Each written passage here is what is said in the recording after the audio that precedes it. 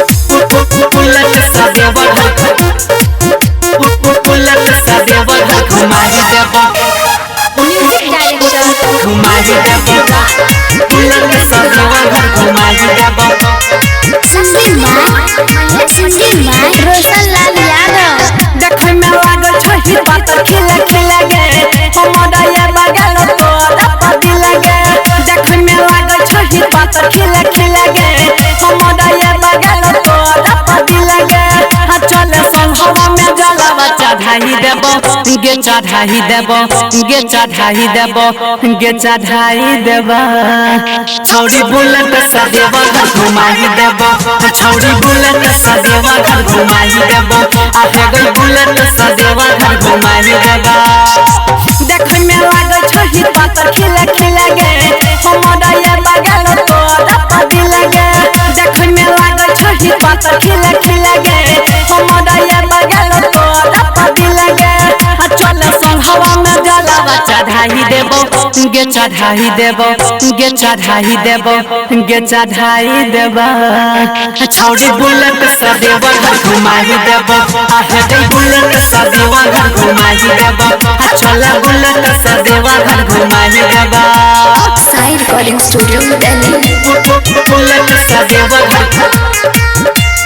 Bullet से देवघर घुमाई देबो म्यूजिक डायरेक्टर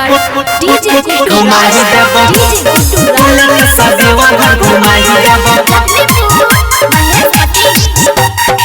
सपना में आबई हमारा भोला भनडारी भोला भनडारी डम डम डमरू बजाबई भोला त्रिपुरारी डम डम डमरू बजाबे भोला त्रिपुरारी भोला त्रिपुरारी करिले छौड़ी हमारा शादी लगे अभी का एक बार हमारा शादी लगे करिले छौड़ी हमारा शादी लगे अभी का एक बार हमारा शादी लगे संगे मोटे सोना जलवा चढ़ाई देबो गे चढ़ाई देबो गे चढ़ाई देबो गे चढ़ाई देबो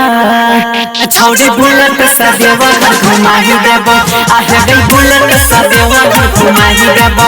चला बुलेट से देवघर घुमाई देबो चला बुलेट से देवघर घुमाई देबो बुलेट से देवघर बुलेट से देवघर घुमाई देबो साई रिकॉर्डिंग स्टूडियो दिल्ली। घुमाई देबो